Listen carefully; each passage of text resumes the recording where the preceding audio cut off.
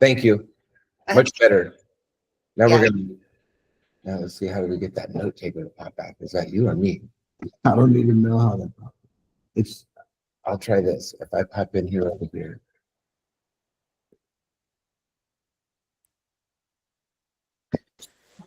Oh, you joined. Trying to figure out.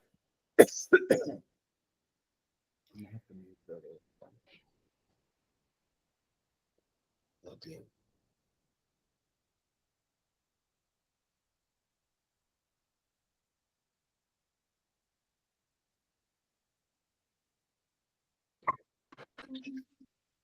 Hi, Hugh. Hey, seems like that worked. Thank you very much. I think Cool. this will be much better.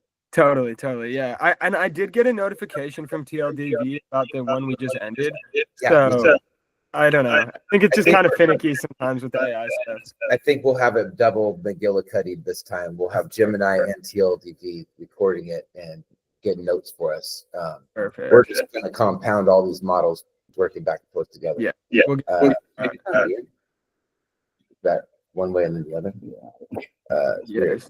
So okay, there's that, and then Oh, that's way better. well, was Okay, was the sound fucked up? Sorry about that. A little bit, but I think we're good. Yeah. All right, cool. We Perfect. somehow So yeah, just to restate things. okay. Go ahead. Oh, I was just gonna say I was hoping to kind of dive in today and learn more about your guys' like life story and relationship and how you built these businesses together, because I think that's a huge part of the story. And yeah. Ladies first. So Jesse and I met on a dating app. That's actually really good for the story. That's That's normal. awesome. That's Tinder on two and different Bumble. dating apps. We What? let's tell them the whole truth, babe. Whatever you're comfortable with. But I mean, it's Tinder and Bumble, double match. So we matched on Tinder and Bumble, and I was only on dating apps for a very short time because I'm not into them. So I got off, and then I got back on again, and then we rematched. And Jesse totally stalked me. No, I'm just kidding. Right. And then we were friends on Facebook, and then we didn't really communicate very much. And then I was planning a camping trip with my daughter, and Jesse had a property, 141 acres. That's been he can tell you about that, in his family for 150 years. And there was an Airbnb on there with a waterfall and glamping. And so I messaged him on Facebook and was like, hey, I want to come up there. And he was like, yeah, come up. So I came up to glamp there with my daughter, and that is when we first met and hugged. That's awesome. That's We such had a a good story. magic hug as she was leaving the property. Yeah. That's amazing. Is there any more, Jesse, that you want to add or anything from your perspective? That was the very beginning. So there's a whole lot more. I mean, so any amount of it's going to be a sip out of a fire hydrant. Yeah. So then you guys start dating or whatever, and then you slowly start working on businesses we kind of Well- started dating, but I was on a mission at that time, and so it was really, we didn't really get together until the spring 2018. I had moved to Santa Cruz because the legal market January 1st, 2018 began, and I was up in it was different times. So this is before we were in hemp at all. This is before I was actually, I hadn't done anything with hemp when Beth and I met. It was later in 2018, that summer, that I started with hemp. And Yeah, it was glamping and weed. it was glamping and weed and firewood. I'd gotten Lyme disease, and I had been doing firewood. I did like a bunch of firewood, but then I got sick really bad. And so I had to hustle selling weed in the past beyond any statute of limitations, so I can speak freely about this, just to be clear. But I hustled my ass off being sick and broke and losing everything, stuck in bed with Lyme disease, to get out there and help people make money, matching up money with ZA, because there's always too many mountains of mediocre and never enough ZA. That's something special. So getting to know, hey, where are you from? What's your, what block are you from? What street, what city are you from? And getting to know markets. And I know markets and marketing, and I know arbitrage. And so I'm into this arbitrage. I own a domain name called arbitrage.com, right? So Beth met me when I was like coming out of a way off the fucking deep end white boy #1 mission to like survive by winning the broker joker shit show. And so that's where, when she met me, I was off the charts and kind of trying to reel it in. But I went down to Santa Cruz and was banging boxes and shit down there with the Hmong and the sours and fucking the snobby fucking buyers that sit at their house and bless their friends with middleman money, that game. Yeah. So and so I was down there and she started coming. Beth, why don't you pick up there? So yeah, at that time I was here in Chico, and I had another business in healthcare. So I do mental health, patient advocacy, legal advocacy. And that was what I was doing. And Jesse called me one day and said, do you want to make $50? And I thought he was insane. And he was like, find me a Chase bank account in Santa Cruz, right? He's like, I'm driving around. I need to find a Chase. I need to do a money order or whatever. And so I was like, okay, well, that's weird. And so I Google it, I find it, I send it to him, and then he gives me $50. That's nice. I was driving. I can tell the truth. I'm going to tell the truth. And so I have a problem with this sometimes, but I'm going to tell the truth and we can delete whatever's needed. But honestly, I was driving around fucking Santa Cruz on blow, fucking with packs and fucking money and fucking banging fucking back and forth between fucking the HA and fucking the Asians and the white boys and fucking and needed to fucking move money around, and I'm sending money around like Western Union and shit, all that bullshit. Yeah. So I needed some information, and it was worth fucking $50 to just do a quick search and send me the fucking information. That's awesome. That's hilarious. I'm gonna make 500, 5,000. That's where I was at when Beth and I first started seeing each other. Okay, I think I can understand that. Yeah. I was, and I'm fighting Lyme disease, fucking eating all these crazy supplements and all. Got this box of supplements all with me all the time, like Linus's blanket. Now I got the Finky. That's hilarious. Yeah, I know some people that are still kind of living like that. That's hilarious. So you get him the bank account set up. And then I start going to Santa Cruz, and he's like, do you want to work with me? Because he had the glamping, which is what I was interested in. And then he also had his hustle, right? I mean, I go to his hotel room in Santa Cruz and I open the door and it's just a trap house. I mean, I'm in it was like closets full of bins, people coming in and out, like cash, like, can I say this? Yeah. I mean, we don't have to include. I got footage from back then of this kind of like. Okay, yeah. Anyway. So you can say it all. You could. I lit up the whole fucking. I had a special arrangement with the owner of this hotel in Santa Cruz, and I would bring in Hmong by the fucking minivan full with fucking trash bags full of weed. Bring boxes down, and I'd have people staying in these rooms. Like I'd have a room, then to get another room, and there's cameras, and there's fucking. I had the owner, paying him cash. He loved me. Yeah. And I told him, hey, I'm on the mission to bring the Hmong Nation full legal for fucking weed in California, 2018. Let's go. These people work fucking like hard as fuck. They just 2 degrees on the golf club away from getting out of the rough onto the green. They could be a whole fun if we teach them bottom to top, from genetics to fucking trim it, diamonds in the bag, loud popping in your face, get all the money, put those stupid little bags away and get the full size bags. It's game on. But I gave up that mission because after risking my life and fucking handing over 40, 60, 80 fucking $1,000 in cash, fucking day after week after day after week, and then fucking, tell you what, need more money. Hey man, I just gave you 60 G's last night. What the fuck? I know, but I lost it all at the casino again. Fuck, I'm not helping nobody. These people are fucking blowing their fucking money at the casino. Anyway, that's why I didn't continue I was not successful bringing the Hmong Nation full legal in California. Plus, well, it sounds like you got to a much better place. It's a fucking lose deal anyway, because they fucking the taxes and the regulations overregulated, overtaxed. But in 2018 in the spring, we didn't know that. Okay, so you're trapping out the hotel. and you guys, Beth, you start working with him more because you're interested in the glamping, and you see this hotel room, and then like, what do you think then? What do you Am I think, safe? babe? Yeah, Like, should I like stay here? whatever Is you're this comfortable person? saying. You think thank God for these mushrooms.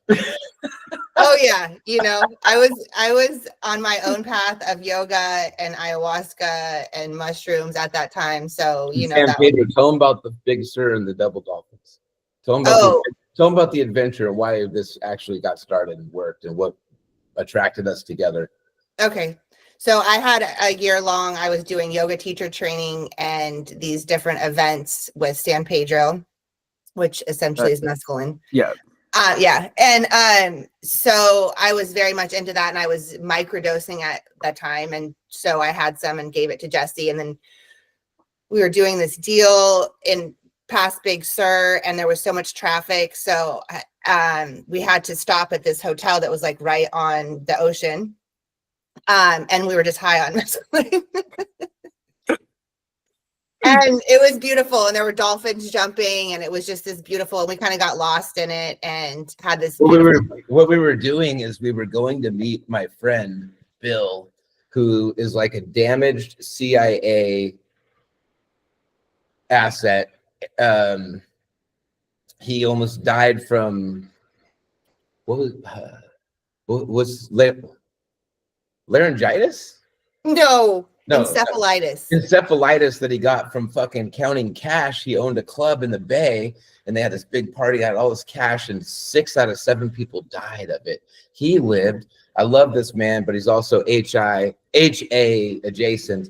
The San Jose HA president lived at his house, Lloyd, and I had a room at Bill's house because Bill loved me. So I had the upstairs ocean front facing on the street bedroom at his house. If you go to his house, there's fucking 2x4s that go over the door and fucking bullet holes and fucking all these locks. Bill's the craziest fuck you've ever seen. He's always like, yes, you need this. He gives me these fucking like how to scan a room for cameras and fucking sweep your car and shit. But Bill, I had this deal. I'm all, hey man, I got these guys on the hill that are gonna get raided tomorrow, and they got a fucking thousands of clones and fucking big teens and big moms. There's all these fucking, and it was up in Ben Lomond, up in the fucking hills in Santa Cruz. So Bill fucking rallies with his fucking U-Haul truck, and it's this crazy road, and we bomb up there at night, the night before the raid, because we got intel there's going to be a raid, right? Well, we've got a cartel friend, right? So Sinaloa fucking Tio, you know what I mean? Like he's Santa Cruz, Watsonville local dude that is cartel connected all the way. Super cool dude. Name was Robert. So Robert has this property in Big Sur where we can bring the plants and they can grow them. So we put this deal together. We're going to do this whole deal, and the cartel gets this much and Bill gets this much and I get this much, and so we fucking, Bill's in this fucking U-Haul, and it's this creek and this crazy fucking driveway, fucking hauling ass, and gets up there, backs it up, and we load this motherfucker. We load as many plants as possible that night and get them the fuck out of there before the raid happens. So then the next morning, we all descend from Santa Cruz. We all gonna meet in Big Sur. Little did we know that fucking none of us planned for the fact that there was this major fucking traffic. It was a parking lot from fucking Watsonville to fucking all the way to Big Sur. And so then, not only that, the cell signal cuts out. So Bill and I never met Robert that day.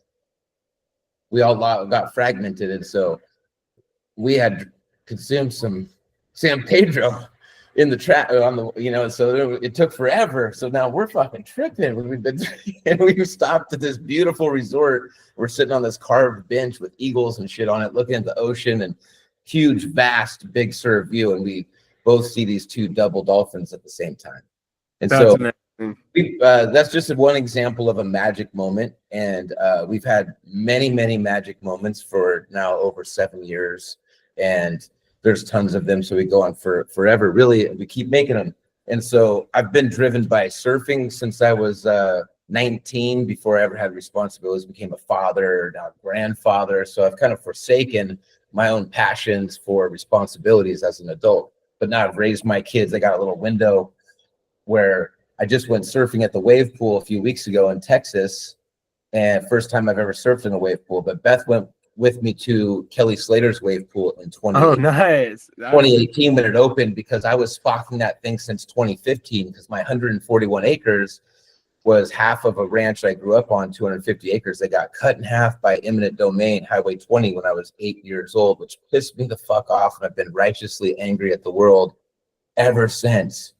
So that's where my rebelliousness and my fucking, some of my anger issues have come from, is that the state long cock raping Mother Nature in front of my fucking face and at 8 years old and stealing our fucking land. And there's nothing my family could do. We lost in court. So it made this front side and back side. The front side is where there was houses, it was developed, grew up there, but the back side was bigger and wild. So in 2012, we had a family reunion. My parents were like, we're going to have to sell the backside out of the family unless one of you 5 kids wants to do something about it. And here's the price tag. And it was big.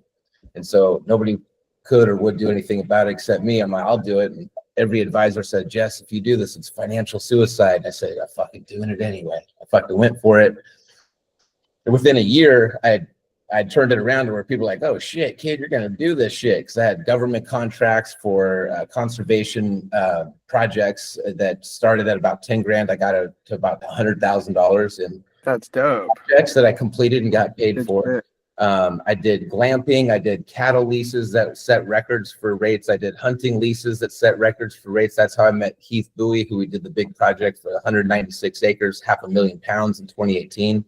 But he'd been leasing my land since 2014 for exclusive deer hunting rights. I developed the glamorous camping glamping business. I built a yin and yang secret swim spot with a sandy beach and glamping accommodations. That's where Beth first came when we first met. I've been watching that show Yellowstone. I don't know if you've seen it, but it sounds kind of like that. Yes. That's sick. You know, it's not quite as grandiose as the show Yellowstone, but maybe as much or a lot more gangster. Yeah, it sounds like the drama side of it was like crazy. Yeah, a lot more weed, you know? Yeah, that's dope. That's a really cool backstory then. So can I mention, I mean, obviously I won't mention like, I won't go into detail, but if we have a reiteration process where whatever you want to do, run with your we'll talk about it later. Creativity, and then tee it back up. And then Beth is going to be, I have a very transparent, open person to a fault. And so I got to hand it to Beth. Beth can say, no, we'll take that out. If she doesn't like it, we need to take it out. We need to honor Beth and the feminine and her opinion of whatever we create. And if it's just not for her, that's okay, but we might keep it for something else. Or it might be, or if she strikes it down for anything, then that's another bucket, you know. But that sounds good. Yeah, we'll make sure you approve of it. I don't want to. I get very dominant, Hugh. So everyone knows this on my team. So this is more about not about just me, you know. So it's more about the story of the genetic and hemp. Yeah. And in that light, I want a bigger light on Beth. You know, absolutely. So I guess let's get to that then. So after you guys are doing your deals in California and Big Sur, what brings you to Colorado? So you want to talk? Well, that's quite a jump in time. So there's a little bit of backstory. Okay, yeah. 2018 was Santa Cruz, and then getting back from Santa Cruz, I left Santa Cruz after a while. Yeah, 2018. Yeah. We did the glamping, and then the California 2018 was like when we went to 2018. There was a big moment. I took money and had retained an attorney, and I had already had attorneys. I had attorneys when I got busted in Beth met me in 2017, a few months after I got busted for 8,000 marijuana plants and plastered on the news and or on the front page of the paper and in my home. Do you have that? Do you have any copies of that paper? Yeah, I got the fucking. Okay, good. At least for the next for the Reggie and Dro documentary we do, we should find all that we can. I got all that shit. Okay. We can talk about that. Okay. I got killer shit, but she met me like right after I got busted. So when I got busted, I stopped any other side of the coin activities. That was June 27. In the end of June 2017, I got busted. Okay, so when I got busted, I stopped. I jumped on a grenade, and everyone was immune, including me. I bailed out the same day for $1,000 for 8,000 plants. Yeah, what? They had no warrant. I could have shot and killed 12 of them. This is a whole other story.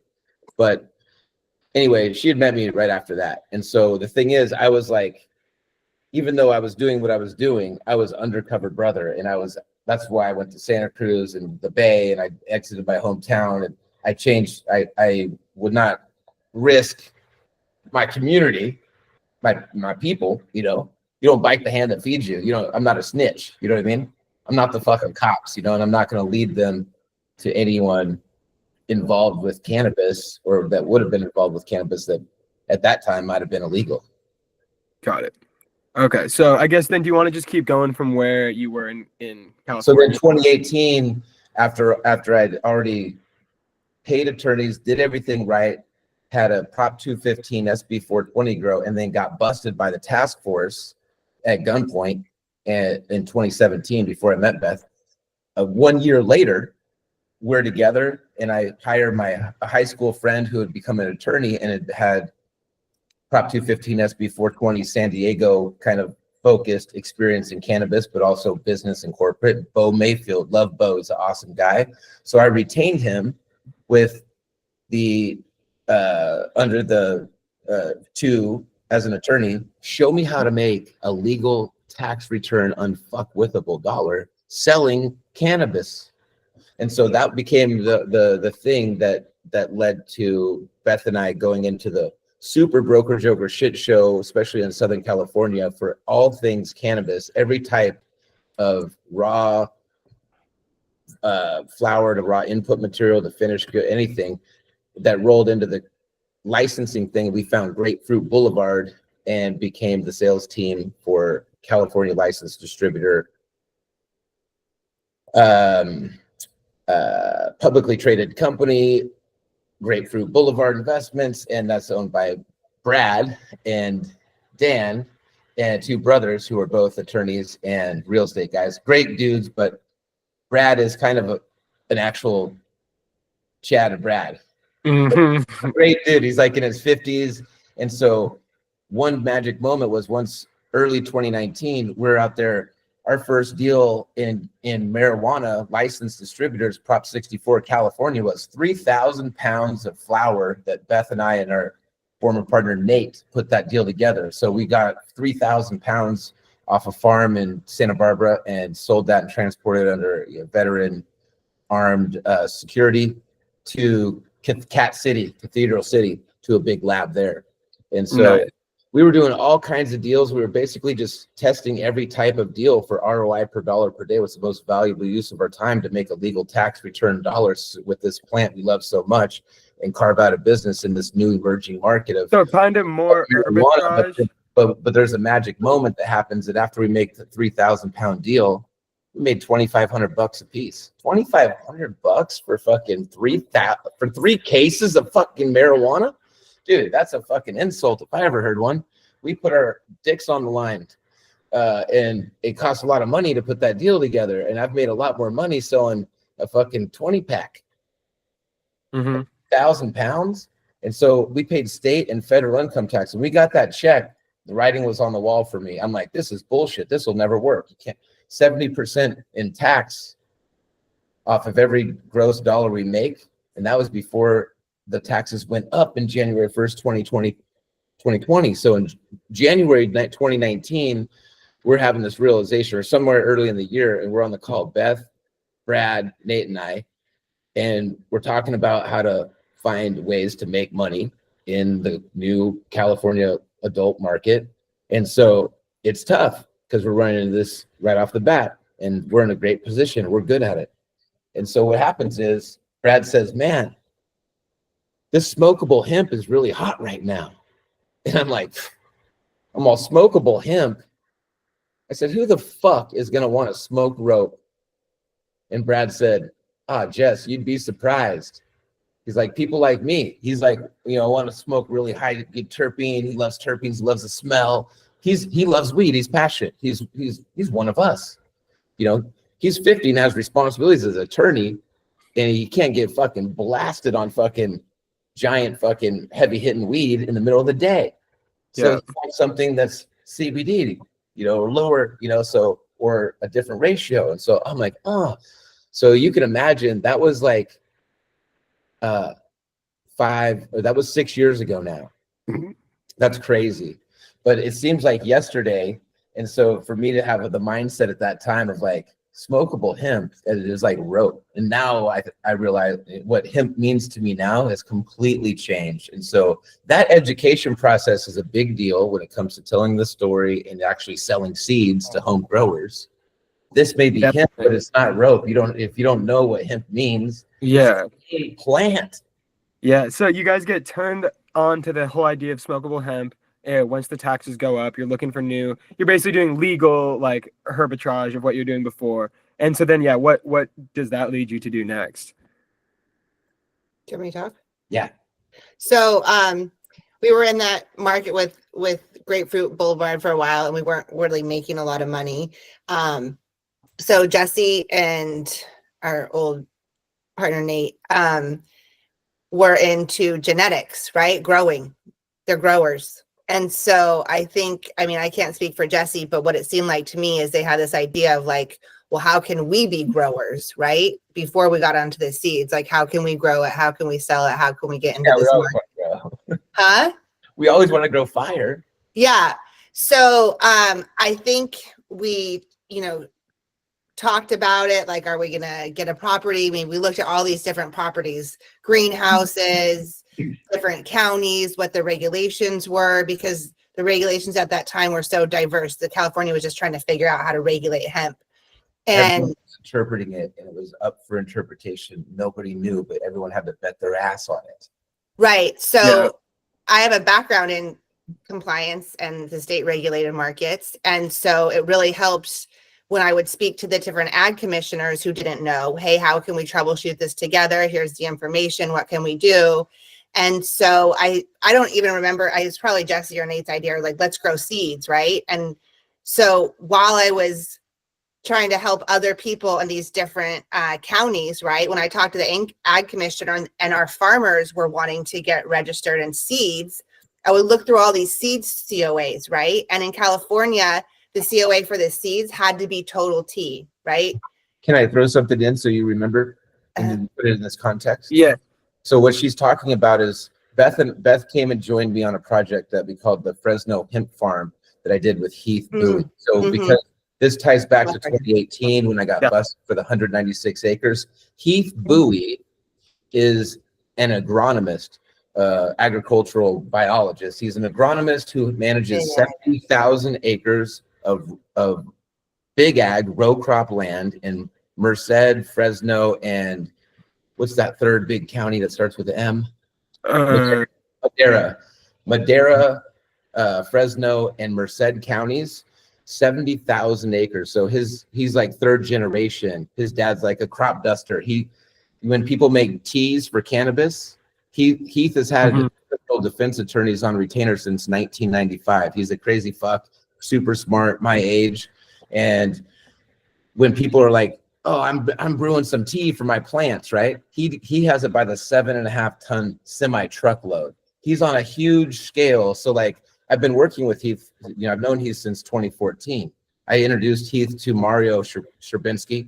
Nice. And back in like 2016 or something, Heath went through and redid all A1 nutrients because Sherb had this nutrient line, but it was some bullshit. So Heath knows all the science and can get the raw input materials and make it in bulk that outperforms. And we were doing drone flyovers measuring respiration, new photosynthesis, all these different things in 2018 on our 200 acre grow, and sending that data to UC Davis, and they used that to finalize the farm bill in 2018. This is in 2018 before it was signed. Wow. Right? So with that background in mind, and we had a reputation. We were on the fucking news with Boss Hog, fucking Merced sheriff claiming our shit was marijuana and a bust. Everyone knew what we were doing. Everyone was trying to claim to be involved with that grow, but it was only 3 people and investors. It was Chad Crivelli, the landowner, and Keith Bowie, the agronomist grower, and me, the one and only consultant before, during, and after. My job was to consult going in for success with the market and to sell it. And I had the whole thing sold for $4 per CBD percentage point. It averaged 8%, 500,000 pound estimate, $16 million deal. Buyer, it got rug pulled because they issued a warrant and fucking sickle cut it down the day before we started harvesting. I resold it 3 weeks later because they cut it a foot or a foot and a half off the ground, and all that shit fucking purpled out, and fucking the U.S. attorney cleared the field of THC and said off the record we could do what we want with the CBD. So I resold 100,000 pounds, same buyer, and then we went out there to get new samples. I got videos of all this. Keith and I left, and then a sheriff came out and gave Chad a hard time, and he got out a disc and dissed under 196 acres, and we lost that crop twice. So that was a hell of a sting. And so Heath and I were like, fuck. So we got a lease on 1,300 acres in Fresno County of the most prime land in 2019 when the 2018 Farm Bill dropped. And there was a crazy situation going on because after the Prop 64 shit show that evolved in 2018, all that energy went into, all the money's like, marijuana in California sucks. This hemp thing, there's going to be crop insurance. You can write it off on your taxes. And so what we were doing is looking at how to we had a huge amount of investor money that wanted to invest with us on this 1,300 acre Fresno hemp farm. And I was tapped in with LinkedIn, and I had my own Heath had his own, like, big money people. We're talking big. And so, but I'm also like, I don't give a fuck. I want to do it right. I'm not taking money if we're not doing this right, because your ass is on the line. What does it mean to be compliant? So Beth and I are going through, we found only 14 genetics on Earth that had the documents to get through compliance with California CDFA and Fresno County. And so when we finally got that figured out, we found Hempers 3 was like a needle in a haystack that had this incredibly high ratio of total CBD to total THC, and it was bred by Adam Dunn. It had this all amazing stuff in it, but we didn't get it approved to grow in Fresno County with the ag commissioner until it was too late to germinate seeds. The dead cutoff was August 1st. So when we hit that, we were seeing, people sell these seeds for $1 a seed. We had to buy them for $1 a seed. And so we're like, holy shit. So we knew of a company. And so we came up with an idea. Like, for me, I was like, it made sense. If we can't do this, then we can see if we can just buy Hempers 3 and we can start making these seeds, because that's the way to go. You can make a bazillion, so we can grow fucking seeds way easier than growing AAA bud. And in one space, you can grow so much more money if you can sell them. And at that time, there was a market. So that's what started it. And so that year, Beth will go on to the whole thing about Colorado and 0.3 Pharma and the 8 million Hempers 3 seeds they bought for $1 a piece that we saved the 5 plants from it. But she's talking about is in July is when we were doing this vetting of compliance and all the genetics, and that's what, because we didn't meet the germination cutoff of August 1st to do the Fresno hemp farm, we decided not to do that. We didn't take any money, and we did not plant. We did 15 acres with Heath's land somewhere on a different spot. But it was because we assessed that there was it wasn't there. And so the better play was to go into producing seeds with this. Wait, so those 8 million seeds, they bought that from you? No, they bought that from Adam Dunn's company, who we bought Hempers 3 from after that. So they bought 8 million seeds. They have their 8 million plants growing. Then you bought the plants out of that 8 million. No. So it was like this. And at the end of July, when we got Hempers 3 approved with Fresno County, but it was too late to germinate seeds and use Hempers 3 on the project. We had all the investors sold on Hempers 3. We didn't want to do it with any other genetic. Yeah. But we couldn't do it. And so what I decided to do is make an offer, and they accepted. We made a deal. So we bought all the rights to Hempers 3 and seed material and all the material transfer rights and the ownership of the IP of the cultivar itself from a company that it was part of Adam's company. So Adam's company then Inc. first they sold 8 million seeds to this other farm, and then they sold 5 or whatever, and the rights. We didn't know about the 8 million seeds at the time we bought Hempers 3, but once we bought it, we found out, and so that was in October 10th that we flew out there, and those all 8 million, most of them got destroyed from the freeze that happened on October 10th. It got 10 degrees in the state of Colorado. So that's kind of like your competition, those guys, right? The people who have those seeds, or no?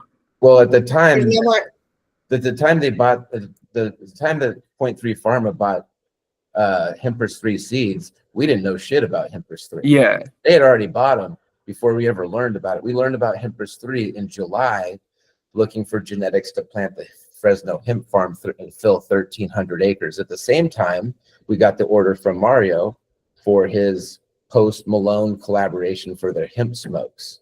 And so we had the same question. Well, where's the top shelf California compliant? That was our term at the time. We need Cali compliant. We're not Colorado and we're not Oregon. So all the genetic development had been done under the 2014 Farm Bill in Oregon and Colorado, who had radically different rules. They didn't acknowledge total THC. They didn't acknowledge THCA. They only looked at Delta 9.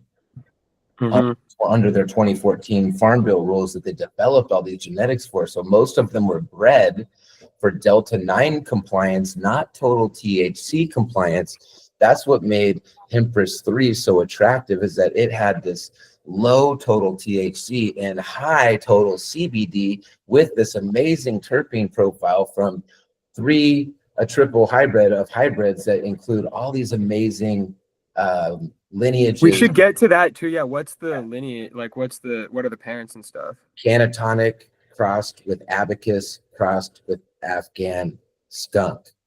Nice. Like, right, babe? Pretty sure. What was that? Canatonic crossed with Abacus crossed with Afghan skunk. Okay, cool. I'll confirm before we like actually release anything. Yeah, that's what it is. That's what it is. Canatonic. 100% sure. Okay, cool. There's a lot of things in those things, and sometimes I get confused, and I'll say like Afghani, or I'll say like skunk number 1. There's Afghani and skunk number 1 are in the Afghan skunk. I think it's in the Phylos report too. OG. We have a video about skunk number 1 that we did, and it's really complicated, all that stuff. Well, the thing is, so now, but you understand this, is that trying to bring it back or whatever, like if it's in the genetic, then by popping 1 million seeds, it's possible to have a plant throw a profile that's, when you smell it, you're like, God damn. And when you grow Hempers 3, there's a lot of skunk that comes out. Wow. And that's a big thing that that's why I nose the fuck out of this thing, but sometimes we get, now have we found just the pure skunk everyone's looking for? No, you'd know already. Yeah. But could we? We could. What we found. And listen, if we find the genetic markers for the skunk smell, says the skunk knows experts on the planet, and we get those markers and then we DNA test our millions of seeds, we could take our millions of seeds and go, these are the ones that we're going to grow out and sift through. Yeah. Now you see what we're doing? So in any kind of way that we get a look, smell, taste, effect profile we're searching for, if we get the markers in of that one plant, and we can compare them with the markers of the cultivar as a whole, this applies to Hempers 3 or any cultivar doing this type of work. This is just a new way that we can do pheno hunting. Then we get. So are you planning some massive pheno hunts with the Hempers? We did a 5,000 plant pheno hunt in 2020. That's pretty massive. Oh, that's right. Beth, that's huge. Yeah, Beth mentioned that. Yeah. So that's how you found. But my plans for pheno hunting now are very different. My plans are to get these extrapolations of a single genotype seed profile that hits these value checkpoints. Like, it smells like skunk, says skunk experts, and it's loud. Yeah. If we find that's worth spending some money on finding out, okay, take these markers for that genotype, compare it to the cultivar as a whole, and extrapolate the markers for those specific traits that nobody knows what the fuck they are. Yep. But we can find out. through direct to consumer, whoever's consuming it, that's skunk. If I take it to Kevin Godry and he goes, that's skunk, all right, that's loud. Where'd you get this? I'm like, dude, now I can take that and I can extrapolate the markers, turn around and DNA test 1 million seeds. I can test up to 1 million seeds and only pull the seeds that are high in those markers, grow those out, and then keep doing it until we find the right things to pull out. Instead of putting them together, you're pulling stuff out. Okay, so I think where we're at in the story is right after you got them from Adam Dunn. So, right? That was the story of getting them from Adam Dunn. I'll hand it back to Beth in the context of the Fresno hemp farmers, where the idea came to go from buying and planting seeds to buying a cultivar and producing seeds. Mm-hmm. I gotta bounce, guys. I'm sorry, Cool. but I'll talk to you on the Thanks, fourth buddy. call. Thanks. Bye, Andrew. Bye, guys. I'll see you, Andrew. Nice to see you. Hempers 3 TDA registered grower right here. How many weeks away from harvest?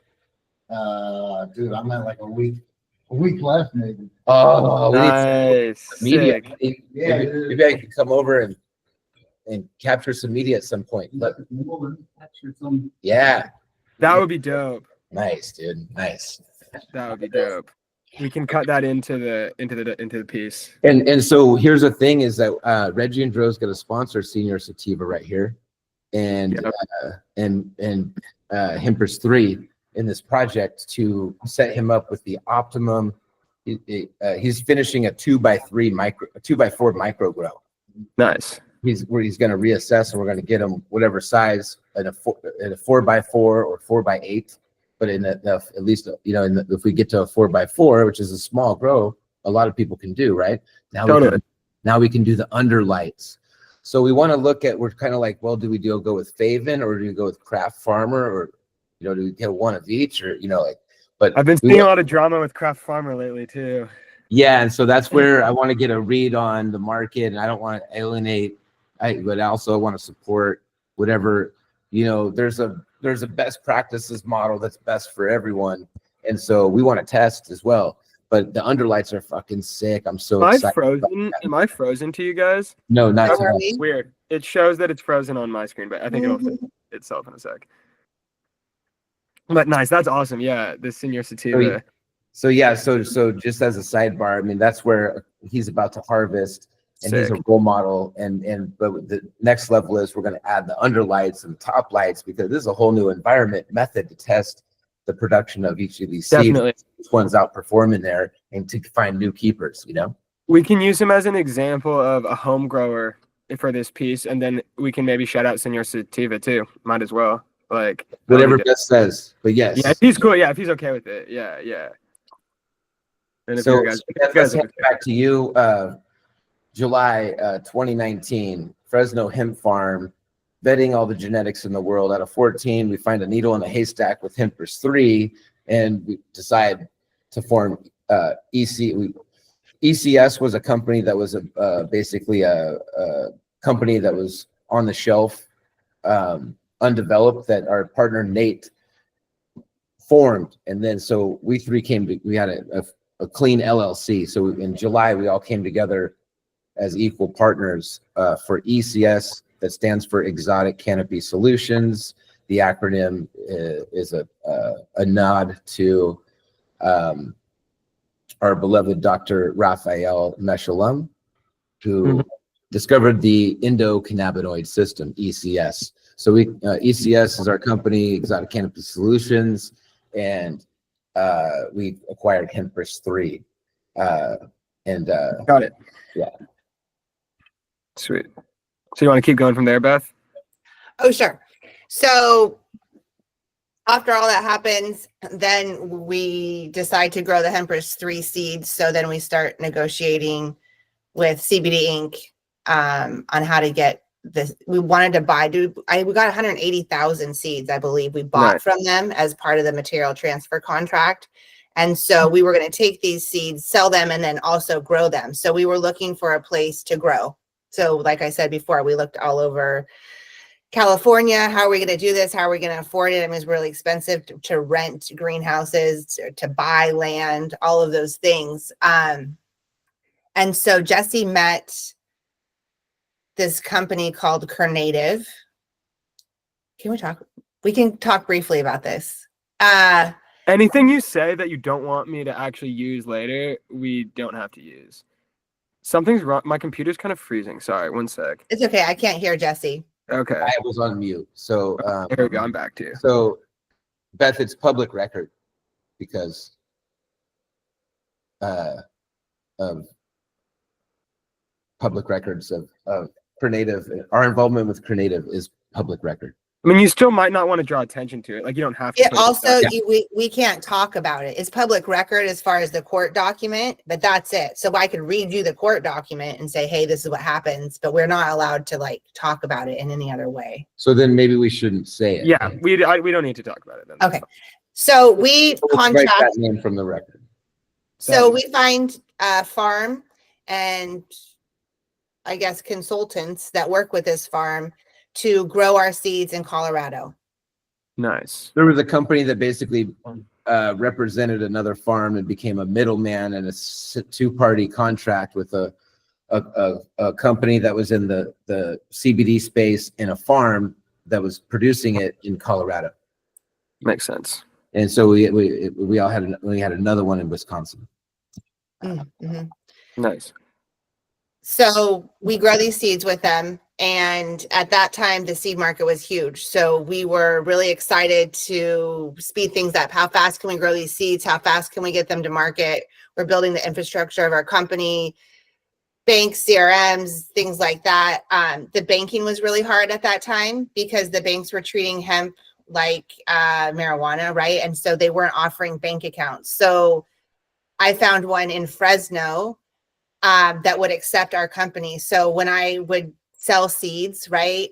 Because right off the bat, I sold, I don't know, I think 50,000 seeds to the same person. So it's a lot of cash. So I'd have to drive down to Fresno, deposit the cash in the bank, and then drive back up because there was no banking close to us. That's so annoying. Yeah. Anyway, so that happened. And then there was a snafu with the people we were contracting growing with, and they would not give us our seeds. So we had to sue them to get our seeds back. And that took, gosh, a year and a half, maybe. It was the production of seeds. We started in February 2020, and then the pandemic hit. And then when the seeds were produced, they stumbled at the end. And so we were flying out there and helping them get through, course correct the grow in Colorado and save the grow. And that's the 5,000 plant pheno hunt. And there's something in So those are like the 5,000 that you saved kind of from the messed up grow? No, separate story. So there was only 5 plants that we saved in 2019. Okay. I remember. And that was part of the 8 million seeds that were bought and grown in San Luis Valley by Point 3 Pharma. And we flew out to Denver, rented a U-Haul, drove through Garden of the Gods, all the way to San Luis Valley, stopped at a Walmart, made a makeshift mobile indoor grow space with heated blankets for fucking root warmers and fucking pots and soil and lights and fucking everything. And so then we pulled those 5 plants, just 5, out of the ground from a giant field of millions of plants, the Hempers 3 plants. We went and found 5 awesome ones. So that was kind of a pheno hunt, but we had to run into a field, yank them out we had to pull them out of the ground. Wait, and so was this after you got the 180,000 seeds from Adam Dunn? So no. No. Yeah. Yes, it is after we bought the original seeds. When we bought the genetic, we bought seeds. We got seeds with it. And so that was in July or August. We bought. Oh yeah. Right. So why did you end up going to the other farm to get those seeds? You already had because this is why. Because we raised a little bit of money and we looked for a place in California to produce seeds And we were competing with big money in cannabis that was stupid as fuck. Brad and Chad and their fucking trust funds and iBanker buddies all over California beating the shit out of us at dollar per square foot for all the grow facilities up and down the coast, up and down the state. We got our shit kicked in and we're like, we can't do this. And so that's why we contracted out of state to produce the seeds, because it was unfeasible. Thank God we didn't. In Colorado. That's why you got. Thank God we did not sign 5-year leases for these grow facilities. We would have been close. But what I'm saying is, in August we buy the seeds and the rights to buy Hempers 3. But now after we spend a couple months getting our shit kicked in, we locked in a lease at a grow house at a greenhouse in Santa Cruz County, in this beautiful spot near Corralitos. Whiskey Ridge, Bill. And so organic farm, amazing spot. And so we had 1/10 of an acre, 4,500 square foot minimum site size. And so the strategy was, since we missed the date to germinate seeds, we would find a grow already growing where we could make a deal to get a live plant and transfer it legally into our and finish it, because to get a pre-harvest COA in our name, so we could sell the seeds. We got So you just needed in my name, and for the company ECS, we got a grow license in Santa Cruz County with the ag commissioner at our 4,500 square foot greenhouse space in Watsonville on this organic farm. And then Beth and I flew out, made this deal with the 0.3 Pharma folks, and then made the mobile grow house, showed up, and at 5 p.m. on October 10th, within a couple hours, it went down to 10 degrees and destroyed crops across America. It was a devastating, historic thing. And it destroyed the hempers that you had. It destroyed 8 million That's hempers, crazy. $8 million of seed, and all the effort that got that far, most of it was. Adam John got paid though. They were fucking combining that premature shit as fast as they could when they found out the storm was coming, but that was it. They still made money on it. They still made money on it. That's well, and I mean that is also an example of how hardy the Hempress is, because it did withstand the freeze. They still had flowers. I mean, they still had all that, and they still made money. So it wasn't a huge loss. Okay, it was far enough along that the Hempress is very vigorous and hardy as a whole, and so. You might have some weak sisters here and there, but as a whole, it's super vigorous. Right. But 0.3 Pharma, point being that the reason we went out there, we got 5 plants. We got them in the mobile grow U-Haul and journeyed all the way back, through the fucking inspection station with cars behind us where we had to lift it open and lights and plants. And all the way to fucking Santa Cruz. And we put one in each corner and one in the middle. And the ag commissioner came out, took a sample after we let him, get happy and fucking finish.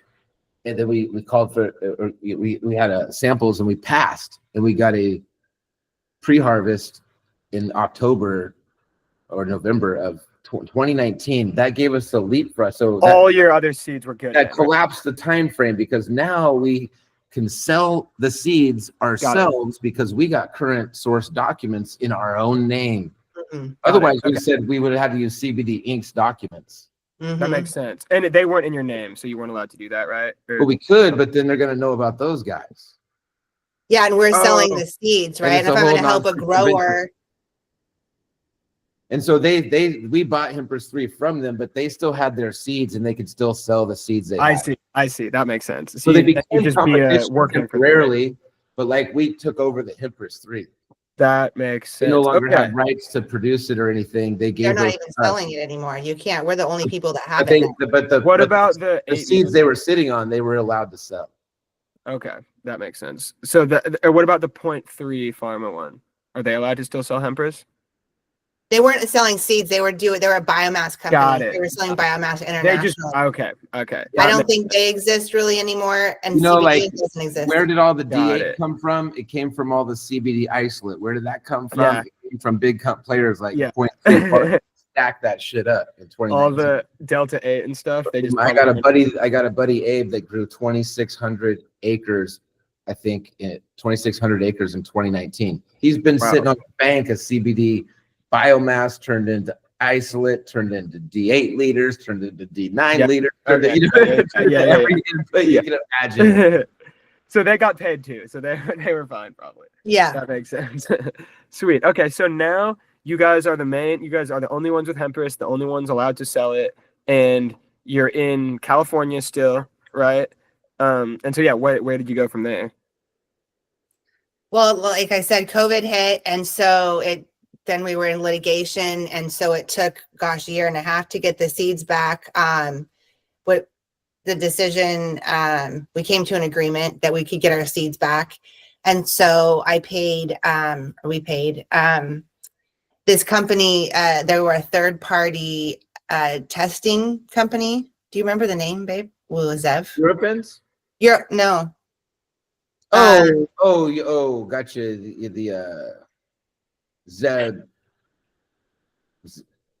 Zev's company. Anyways, there's this company, I can get the name, and basically they went out to the farm to get the seeds, and they did third party testing. So they did the germ and the fem rate, and then packaged all the seed jars, which were 1 pound seed jars, right? Mm-hmm. And then we had them shipped back here to California, and then they're at my house. Nice. Okay. Cool. That makes sense. 4 million seeds. And 4 that's million. wow. And so yeah, that's like your stock for just that's They what you last sell for 20 for, years. no We got a Wow. whole special freezer just full of seeds. Yeah, as long as they're refrigerated and frozen, they'll last for quite a long time. 20 years. That's at least. dope. Mm-hmm. Okay, cool. So I feel like that kind of brings us to today then, right? You guys are now just trying to sell the seeds. Yeah. And- Well, we've been selling seeds. We've been selling seeds and now we're just going into our 5th year. But in the a lot happened in those years. But what the difference is that we're talking about when the hemp market boomed, and then after COVID, it busted. And so that market busted. Yeah. And so the number of people buying seeds, the cost for seeds is all dropped. And so, I never was like all about big ag grown biomass boof anyway. That's people call that smoked flower. I'm like, for who? Who's gonna want to smoke that twice? I like I'm a weed snob, so yeah.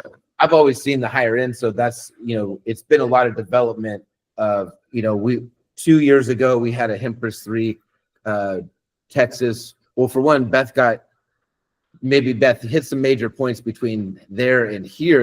I told him about Ecuador. I mean, I can go into that again. Well, we haven't got it captured, right? But what about Sid Miller, 2020, TDA approved, cultivar? Oh, so the reason that we've had years of customers and stuff, and then Taste of Texas 2022. Tell them about all that stuff in Ecuador. So the thing with hemp seeds, as far as one of the buckets Jesse was talking about, and to be a registered grower, right? Let's say, for example, Texas, right? If I want to sell seeds to Texas, I have a seed seller's permit here in California, right? But I also need a seed seller's permit in Texas. And in Texas, they specify that you need to have your seed listed on this registered list of hemp genetics. And in order to do that, you have to have 3 different compliant COAs from 3 different farms and all your documents together to even get on that list. Wow. Okay. So the seeds that are on that list, they're good to go. I mean, getting 3 compliant COAs from 3 different farms, not everyone can say that they could do that because a lot of them went hot at that time. Yeah. And it has to be the pre-harvest and the post-harvest. I mean, it's a lot of documentation that you need to be on that list. Hardly anyone could say that, especially in 2020. So I mean, like we were definitely like one of the first pioneering the whole time. Nice. On the cutting edge of what compliance really is, and we've gone toe to toe like with attorney and people on LinkedIn discussing what this is, and we had a misinterpretation early on in 2019 that got cleared up, but ever since then, we've been on record when there's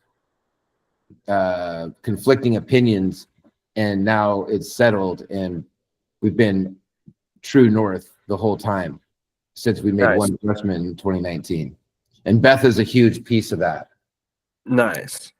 Yeah, I really think that having knowledge of and applying like compliance piece is what saved us from really going out of business and just giving up and saying, hey, we're not going to do this anymore. That's awesome.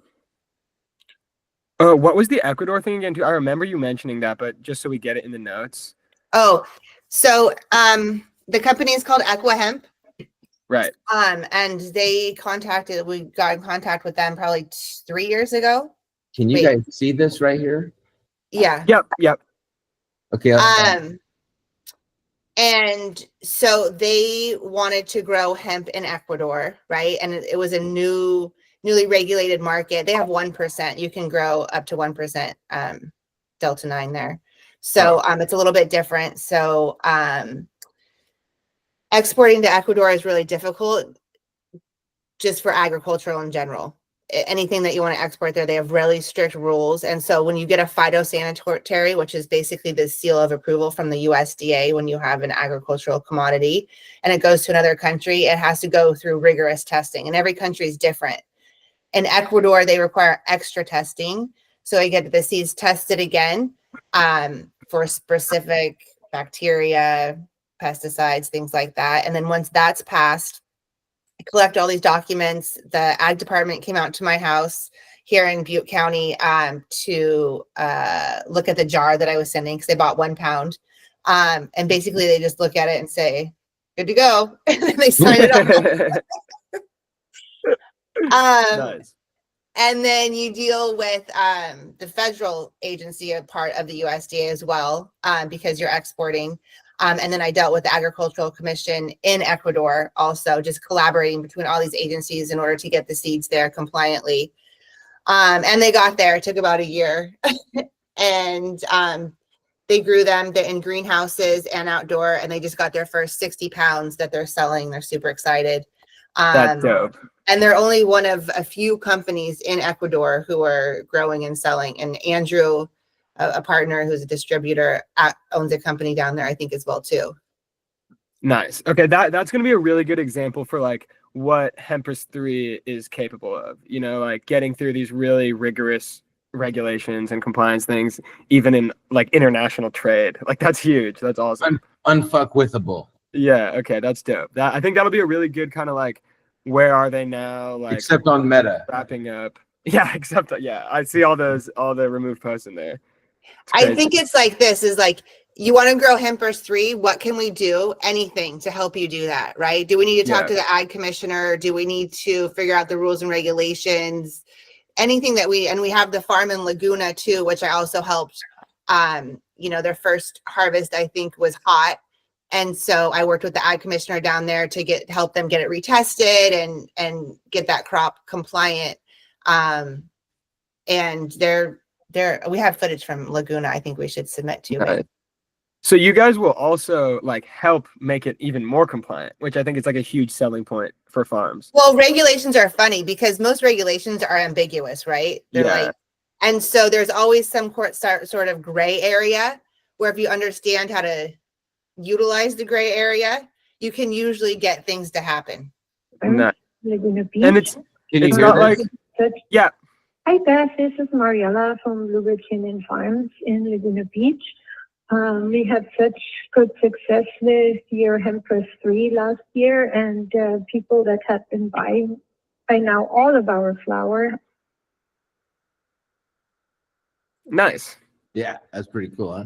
Good Oh job. yeah, is that the farm in Laguna Beach? It sounds like lots of people are growing Hempress and like everyone's liking it, right? Yeah, and she makes RSO oil out of it, which I think people don't really think about. They think RSO oil is, high THC, but you can make it high CBD and still have the medicinal properties. That's This is actually the grow in Ecuador that Beth. This is a huge win for Beth. I mean, with the work that not many people on the planet have been able to do to import into Ecuador and pull off grows, and those growers love it and they're successful with it. So are a lot of people growing Hempress 3? That's a relative question. Like the market was way bigger in 2019 than it is now. We wish a lot more people would be growing Hempers 3. I think a lot of people get confused, and like if they knew that I would pay them more money than they could get growing anything else in any market on the planet if they grow Hempers 3 like this. See this right here? I mean, That's crazy. This is Hempers 3, purple candy gas. And we get some, like I said, we get some skunk smell popping out of there. We get chocolate skunk funk that is, I'm in love with this shit. You know what I mean? So, and I love THC, but I can sell this stuff for enough money to turn around and pay growers, if they grow our genetic, more money than anyone else on the planet will pay you to grow a pound of weed in any way, for the most part. I mean, like, I got some greenhouses out in Washington. Maybe we need to let some of my friends. yeah, now we're talking. Yeah. I sent Jesse a video earlier because my favorite video from you guys is the one with Chris from Compound Genetics, right? Dude, I'm smoking pink search right now. Yeah. So what we want to take is what he's doing with Burner, right? Create your own strain and have that possible for a home grower who doesn't have a lot of money but wants to create their own strain, right? The phenotypical variation, it's like choose your own adventure and That's then really create cool. what you want. That's really cool. And the thing is, this is like, I've been watching like when Luke dropped his Chris story, and when, you know, later when Burner dropped his Seed to Sell album, like, look, I've had the same vision. I'm not copying anyone, but by September 2019, this whole smokable hemp and doing this whole genetic thing, to me, I'm like, this is how I can get this going, to get this, you know, to get this look, smell, taste, effect data and drive genetics like with real data. Because I hate bullshit and fake stuff. And so when people are like, oh, this is 60-40 sativa indica, says who? What are you talking about? Morphology? It doesn't mean dick shit. Look at a fucking green crack plant, you know, like what the fuck? It's a shallow, homogeneous gene pool. Yeah. And, you know, we're doing cool shit like this, but see, because of this right here, I can't get the word out. I can't say, hey, I'll buy fucking Hempers 3 for this much a pound if you grow it to look and smell like this shit right here, you know, and it's possible. How many people are, like, a lot of people are growing it, but a lot of people not. I can only have enough time to work with a few of the top craft growers that I've been able to convert over. Absolutely. The best advice I have for the posting, which I don't think is even going to help you, is that like Instagram can tell when you post weed, and they just know. Like if you put like the AIs have gotten so good that like a picture like that is going to get flagged almost every single time.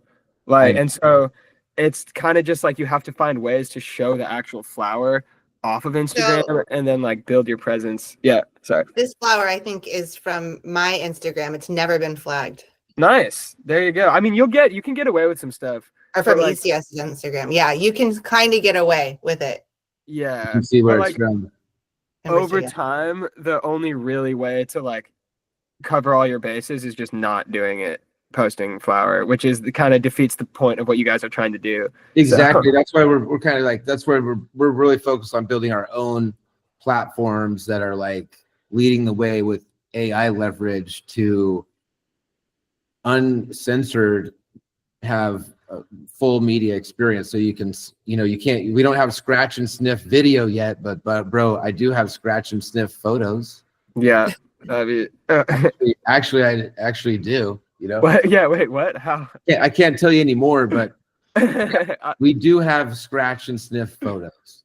That's but I mean, like we've also got, you know, I think 3 of these phenos. You know, this is from like the pandemic year, I think, or this is from 2021 maybe or something. But these are moms and babies going from Cali up to Oregon and now they're with Chris at Zoe. Nice. You know, so we spent a lot of money on testing data. That's just a screenshot, but here's like some of the that's dope. Ratios, like 32, 31, 30 to 1. That's a ratio of total CBD to total THC. And you can see the D9, no detect. Wow. That's awesome. So I've always been confused why they separate D9 THC. Like, why isn't THCA technically D9 THCA? Well, it yes, but not really. Like, yes, but it's Like, shouldn't it be D9 it THC? is a different molecule. Yeah, but isn't the D9 like still part of it if you like read the whole molecule name? Isn't it like delta 9 tetrahydrocannabinol A? Acid, yeah, exactly. Yeah. So I think it always bothers me when people call normal THC D9 because they're both D9. It's like there can be D9 THCA or there can be Yeah, D9 this was it's confusing for sure, and like this is a challenge because confusion kills sales, you know. Yeah. And It so does. yeah, so like It's the thing bothering me is, because it's becoming the like popular vernacular for how you keep them separate, like D9 versus THCA, but like it's not right. I think helping people it's the active or delineate inactive between form. science and law. Yeah, Like here's So- the science, and here's how they've created this weird law with the science. that's right. Like D9 is the law, and then the science is like D9 versus THC, and then the science is, well, they're technically both D9, but you know, you don't See, really here- need to know that. See here Yeah. is October 17th, 19. Peter Parker, can you believe that? Peter Parker. That was That's the crazy. guy's name. Now that would be a good picture to show because it doesn't really have the like Instagram will always be okay with those kind of pictures. No, it doesn't show nothing except Yeah. look, you know. And it's that's- still cool. and it says Peter Parker, and look at the guy. It almost looks like fucking Spider-Man. That's And hilarious. So we had this sign on our field. Yeah, baby. We literally Nice. did this kind of makeshift registered grow within like 6 weeks at this guy's farm that we didn't even have a lease with. We were in like Wow. negotiations for a lease to stay at his property. And in that time, we got a registered grow there. We took the Colorado plants there. We got a compliant COA. This is it And then right we were here. out. That's amazing. That's crazy. This right here. Nice. So that's what you needed. See here, Good pass as pass. This is proof that we produced hemp, and we did it in record Wow. time. We did it in record time because That's this helped is us. okay, we need to Seeds for mention how years. fast it was done in the piece too. I'll make a note of Look at that. date of sampling, date received, and we can find out the date that we actually got this official.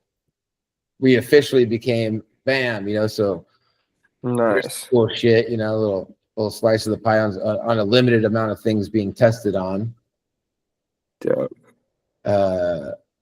Here's some more samples going in, you know, sampling our stuff, other stuff.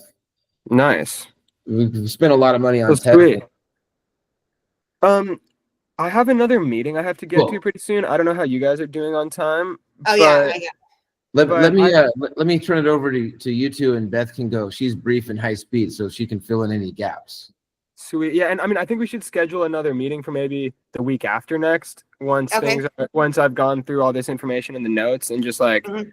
talk. I'll have a whole new set of questions or just like clarifications probably, and then you can tell me if I need to take certain stuff out and go from there. Yeah, and I'll add some more photos and videos to the Google Drive. Perfect. And I'll make notes of like if there are any videos or I think you're muted still, Jesse. That I have questions about or something like that, so I can. ask Yeah, you. and I can kind of list like, hey, here's the past and where the branding was developed, and like we don't really want to highlight what the brand used to look like because Yeah. maybe I'm not proud of it. It's cool for you to get to know us and the story and be able to tell Yeah. us better. You know what I mean? Yeah, this is great. Yeah. Well, sweet. I look forward to Thank talking you, soon. Hugh. And have a good one, Thank guys. you. Thanks. Awesome. Great. You too. Bye. Bye. Maybe you want to stay and add anything on this video debrief? What happened? I think the call went great. I love Hugh. He's great. Let's send them some seeds so they can grow in Washington. Oh, awesome! Because I thought you guys might at the beginning like, oh no, these are gonna tangle. You know, like. Oh no, we got along great the last time. No, we don't tangle at all. Oh, cool. Okay, gotcha. No, I love you. So yeah, that went good. Is there anything? Sorry, I'm excited and kind of tired, and I'm trying to yield, but I didn't do very good. You did good. What did I leave out that you want to share? What did you I want to think say? we got to What a did you certain. want to say? What did you want to say that you couldn't say because I kept talking? I think it's a good backstory, and I think it's I think everything was in there. I think with the where we are now piece needs to be in there. So maybe that could be our next discussion, you know, like what's happened in the past year and a half. We didn't put the parameters that we spoke about, so we could talk about the context of the whole story and saying, okay, if we split it up into eights, okay, everybody knows eights, right? Mhm. So we got an eighth of the fucking, you know, Beth and Jesse origin story. You know, we got an eighth of the Empress 3 origin story. Mhm. Or, you know, and then that's a quarter. And then we've got a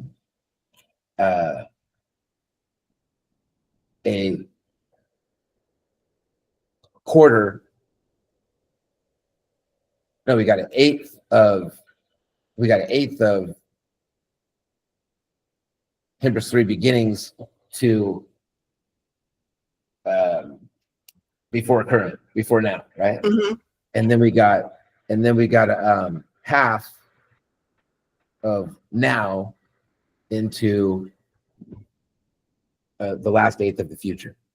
Yes, I agree with that. And then something I'd like to add. Okay. Remember when we had the conversation the other night and you videoed me and you asked me questions like, and I talked about like my childhood in cannabis and like before I met you, and you have a before you met me story.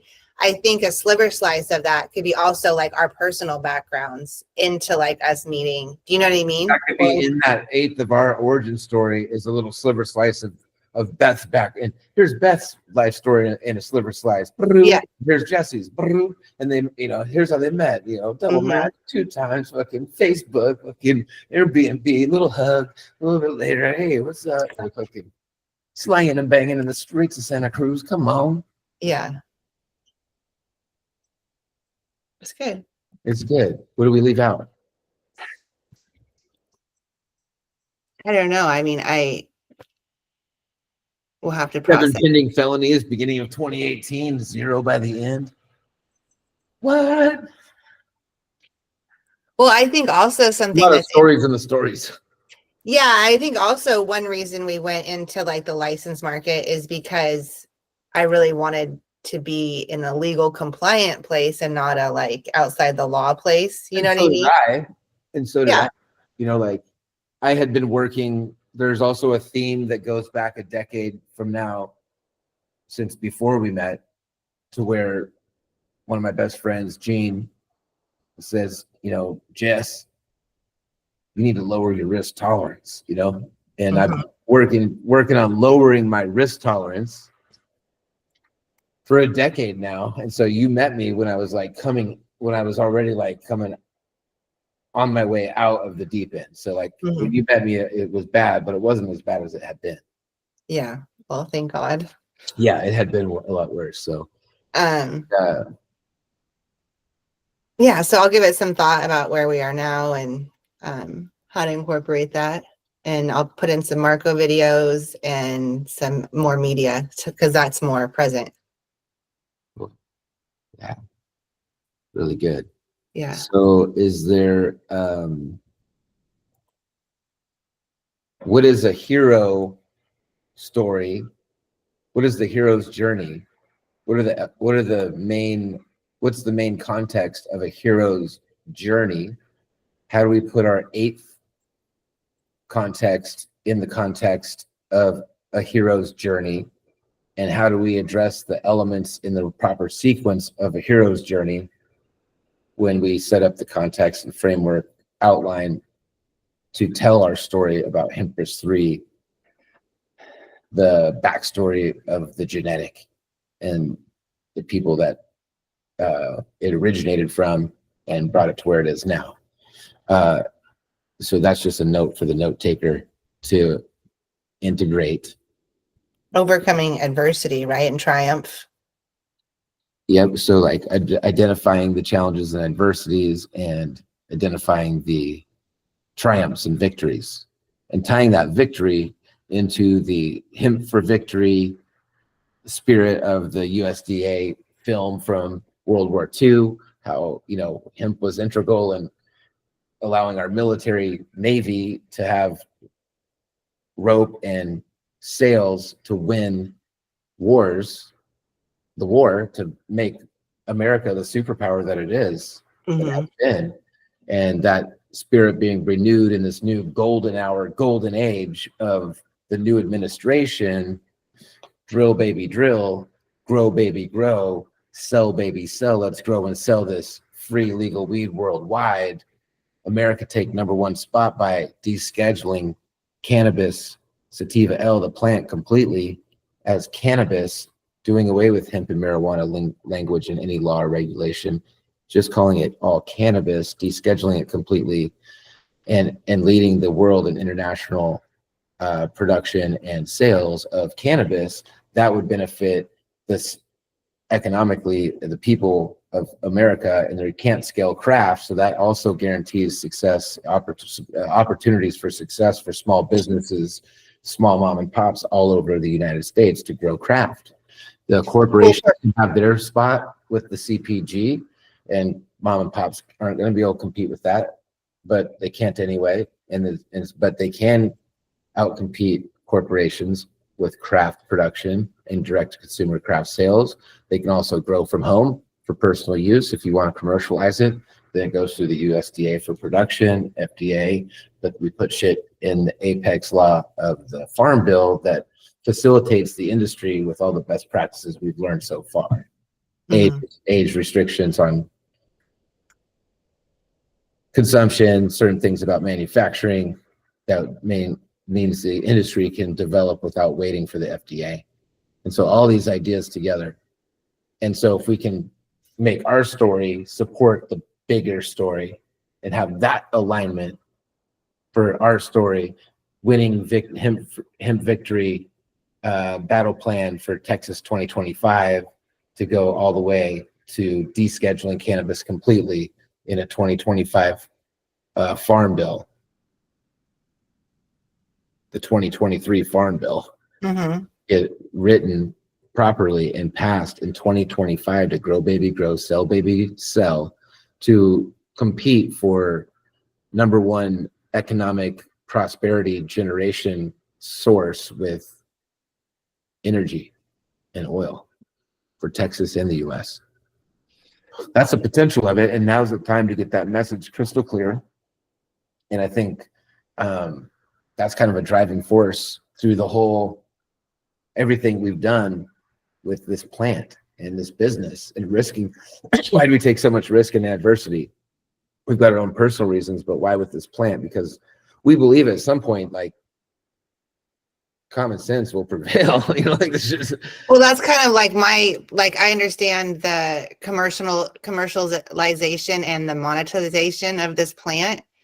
And for me, it's like, that's cool for business owners and people who want to make a lot of money and capitalize on people. At the same time, like, it's like when you talk about free the plant, free, like I can just grow it in my backyard. I don't need to talk to anyone. I don't need to ask anyone. I'm look, if you want that to happen, then you have to have the money. So like this guy, Masayoshi, SoftBank CEO, 51st wealthiest man on the planet. Yesterday he said something like, he was being interviewed about Stargate, and somebody asked him, like, with all this oligarchy and, you know, don't you think, you know, there's a point to that? Because like aren't you the oligarchy? Coming in with $500 billion for the American AI infrastructure project called Stargate. And he said, well, it's for the benefit of mankind. And if America doesn't get there first, then others will. That would not be as beneficial for mankind. And it takes money. You can't do it with small money. So you need big money. So if it wasn't for me and my big money buddies, there wouldn't be enough money to do the project. And the project needs to be done for the benefit of mankind. And so if you want the benefits to mankind for healthcare, medical, all these different things that it could solve for us, you got to have the money, and the economic things have to be addressed. So if the home grower wants to grow at home and we want to actually make it free the plant, so you can grow for personal use. You can't commercialize it, but you can grow for personal use and personal consumption all you want, like tomatoes, like we've always said. Mm-hmm. Because like I've always been saying, peanuts are fucking legal and you can buy them anywhere and they kill people every year. But cannabis is, the plant is not killing anybody, never killed anybody. Mm-hmm. It doesn't make no sense. So if you could grow like tomatoes everywhere, well, we have to make that possible by addressing the economic impact of prohibition versus freedom. Because the cost on law enforcement, the cost on society, the lack of prosperity to America's the constituents of all the politicians, that versus the economic prosperity that freedom, ending prohibition would mean. And that's the only thing that's going to make it possible to have the do it for nothing benefits. We lost Beth. Let's see if she comes back.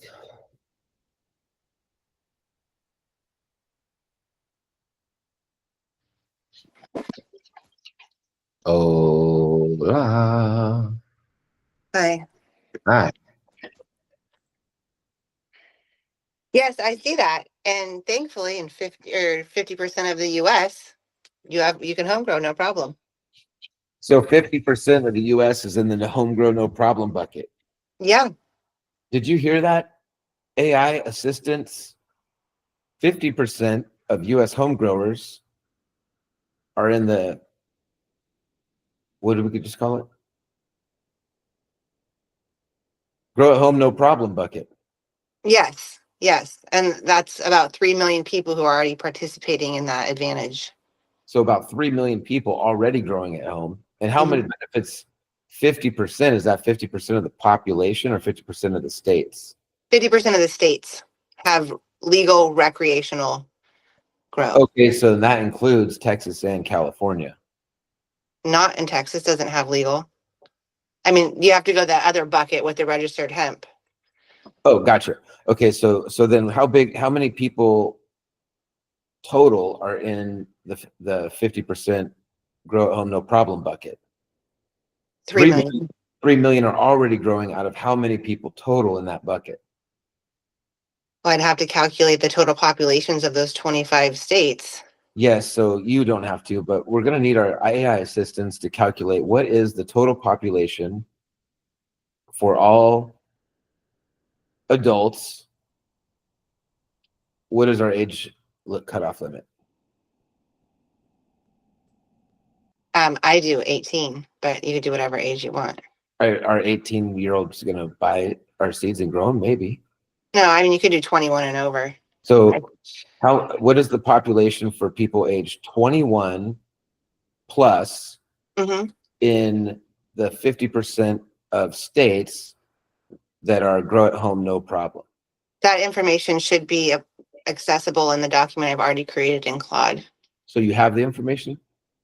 Well, you can take that information and ask that specific. The 25 states are in there, so you can take those 25 states, the population of those states. Got it. And so we'll do that. And then now let's go into the next bucket.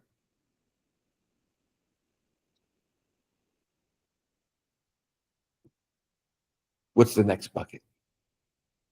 So I look at like maybe like sales buckets and channels, right? So you have the two buckets. You have the rec market for marijuana, right?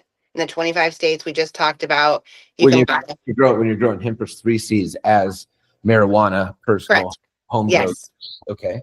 Right. And you can buy those cannabis sativa L seeds for those rec, right? They're not registered hemp seeds. So we need to package those and market them differently completely than the other. I did. Yep. Okay. And so then the other bucket is? That would be for registered hemp growers. And that could be anyone from someone who's going to commercialize on it, from a home grower, just registered hemp growers. You have a hemp registration, you buy registered hemp seeds, and then you grow them and you get them tested with a pre-harvest, and you USDA state or tribal plan approved by USDA to produce hemp. And how many states can you do that in? all of the states. 50 states you can do that in. How many people are currently doing that? I don't know. That's a great question.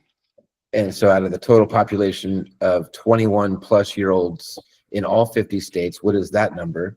And out of that, how many people are actually, how many registered hemp growers are there in the all 50 United States? How do we get a list of all public information for the current list of all hemp registered growers in 25? And how do we get an AI system built to scour to add to it anytime there's new registered growers anywhere in America to add to our database of registered hemp growers in all 50 states? The federal USDA website and then each state specific USDA website would have a list of all the registered growers that they update, I believe, quarterly every year. And then how would we further get, for the other bucket, a list of the 3 million known home growers? There's no list. You'd have to find surveys like that maybe have been taken or something like that. So how can we contact customer facing businesses who have their own large lists of customers, large quality lists that, number one, a list of complementary non-competitive hemp businesses who would have lists of or marijuana companies that have lists of the same people that are buying the seeds to grow at home. And I could talk to Hoku Seeds. They probably have an extensive list. and see how many of those companies that have lists are, find a list of companies that have those lists and are willing to sell the lists, and what those lists include, what the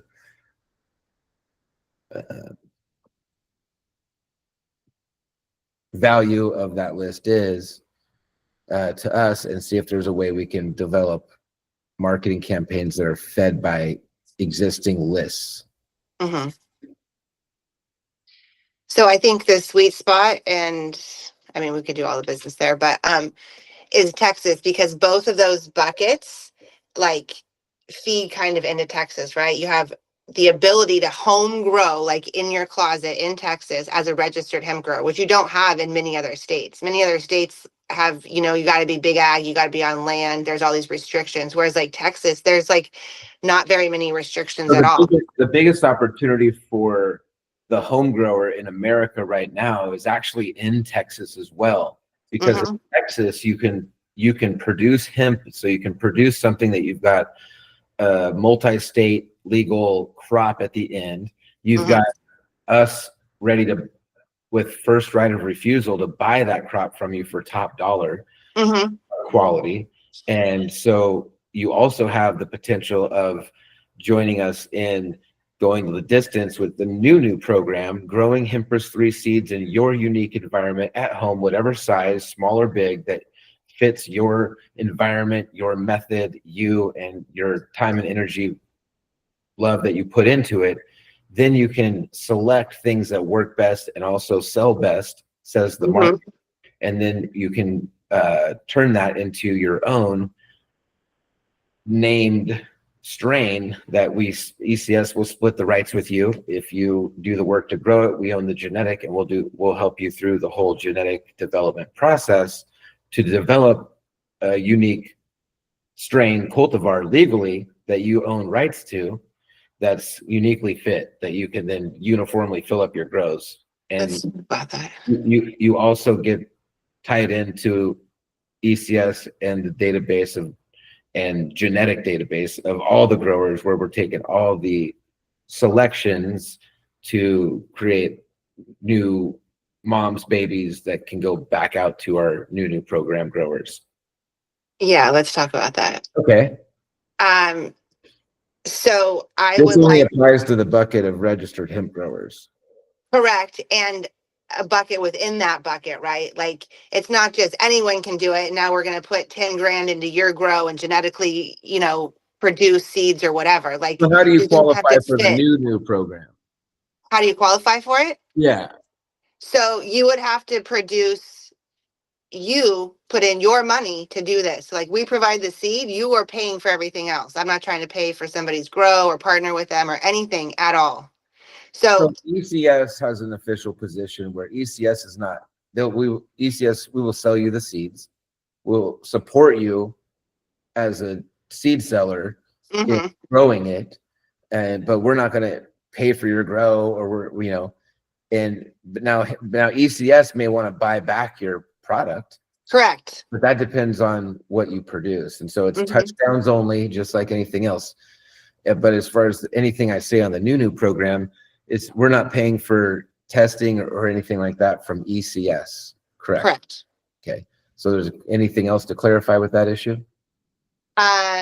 Yeah, so let's say you do develop something and it's skunk number one. You're like, you with your own money have identified the genetic markers, the look, smell, taste, and effect. You're like, this is skunk number one. This is the fire. This is the fucking great, right? Yeah. So at that point, because we own the genetic rights, right? Then we would contract with you if like all those criteria are met and like say, hey, how can we mutually benefit each other to develop this genetic to the next level? Correct. Okay. So, with that said, now we're clear where ECS stands, where Beth stands, where Beth and I with ECS both stand. And however, it also needs to be said that Beth and I own ECS together. And fortunately for growers, I'm super passionate and separate from ECS with my own interest and my own separate funding with Reggie and Dro.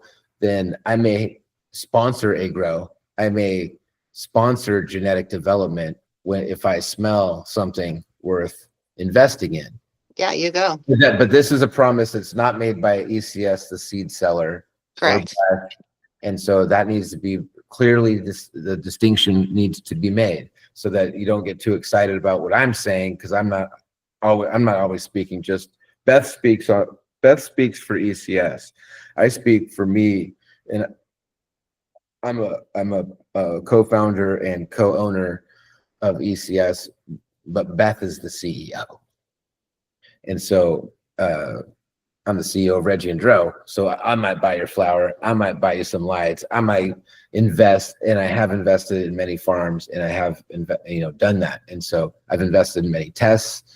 And so if you're somebody that has the passion and the competence to produce, and confidence probability goes up that you're going to cross the finish line with some then I'm your boy. But what I say is not to be construed with ECS or Beth. Is that clear? Thank you. Anything else? No. I'm tired. I have to eat. I'm so tired. All right, folks, we're going to wrap it up. This is Hangry Beth, still smiling, still looking divine. Love you. Love you. Bye. Bye-bye.